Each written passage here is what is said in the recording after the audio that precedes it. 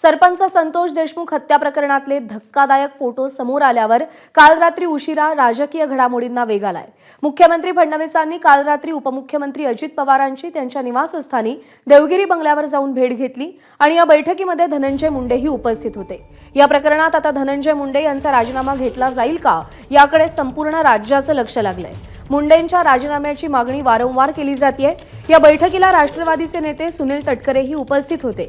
या सगळ्या नेत्यांमध्ये नेमकी कोणत्या विषयांवर चर्चा झाली याची अद्याप ठोस माहिती मिळाली नसली तरी धनंजय मुंडे यांचे निकटवर्तीय मानले जाणारे वाल्मिक कराडला सीआयडीने मुख्य आरोपी घोषित केल्यानंतर आता धनंजय मुंडेंच्या अडचणी वाढल्याचं म्हटलं जात आहे।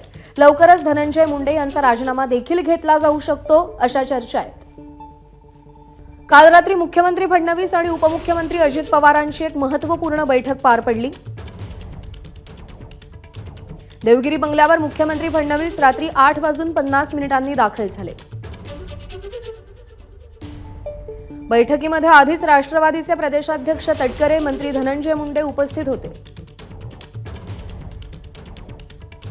मुख्यमंत्र्यांच्या आगमनानंतर महत्त्वाच्या विषयावर चर्चा झाली। बैठकीनंतर रात्री 10:20 मुख्यमंत्री देवगिरी बंगल्यावरून निघाले। कराडला सीआयडीने मुख्य आरोपी घोषित केल्यावर मुंडेंच्या अडचणी वाढल्याची चर्चा आहे। लवकरच मुंडेंचा राजीनामा घेतला जाईल अशी सुद्धा चर्चा होतीये। अजय माने आपले प्रतिनिधी सध्या आपल्यासोबत आहेत। अजय, ते सगळे फोटो समोर आल्यानंतर चर्चा एकच, प्रश्न एकच, धनंजय मुंडेंचा राजीनामा घेतला जाणार का? त्या पार्श्वभूमीवर कालच्या बैठकीत काय घडलं?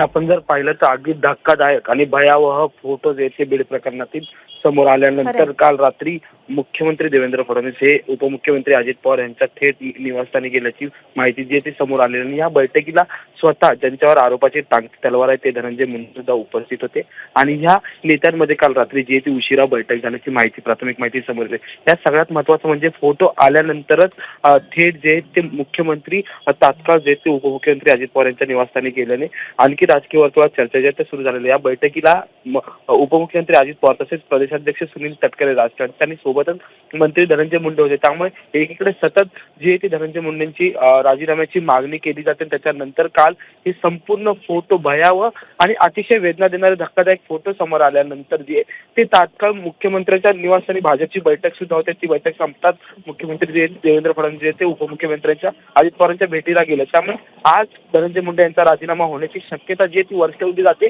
चर्चा तशा सुरू झालेल्या आहेत कारण की वाल्मिक कराड याला सीआयडीने मुख्य आरोपी केलेला आहे आणि वाल्मिक कराड हा धनंजय मुंडे यांचा निकटवर्ती आहे असं सतत बोललं जातं। आपण अनेक प्रकरणात वाल्मिक कराडला धनंजय मुंडेंसोबत पाहिलेलं आणि त्याच्यानंतर हे फोटो समोर आलेले, ही क्रूरता समोर आलेली। त्यामुळे आज नेमकं राजकीय वर्तुळात काय होणार हा पहिला मुद्दा असेल। दुसरा महत्त्वाचा मुद्दा म्हणजे की सतत धनंजय मुंडेंवर आरोप केले जातात, तर राजीनाम्याची मागणी केली जाते। विरोधक जे ते आंदोलन करताना पाहायला मिळतात आणि त्याच पार्श्वभूमीवर आज मग धनंजय मुंडे यांचा राजीनामा घेतला जाणार का किंवा धनंजय मुंडेला राजीनामा देणार का हे पाहणं आजच्या दिवसाचं महत्त्वाचं असणार आहे। अर्थसंकल्प अधिवेशनाचा दुसरा दिवस आहे। आज पुन्हा एकदा विरोधक आणि सत्ताधारी समोरासमोर येतील। त्या संपूर्ण अधिवेशनात सुद्धा हाच मुद्दा जो आहे तो चर्चेत आहे।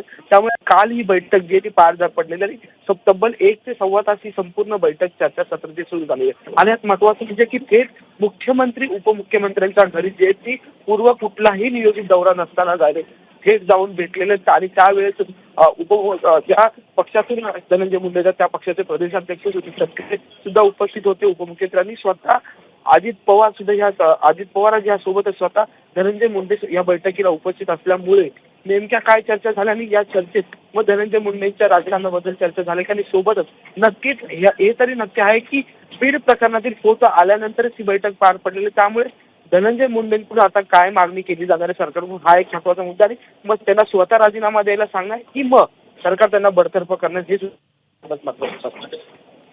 अजय, धन्यवाद दिलेल्या माहितीसाठी। एबीपी माझा, उघडा डोळे बघा नीट।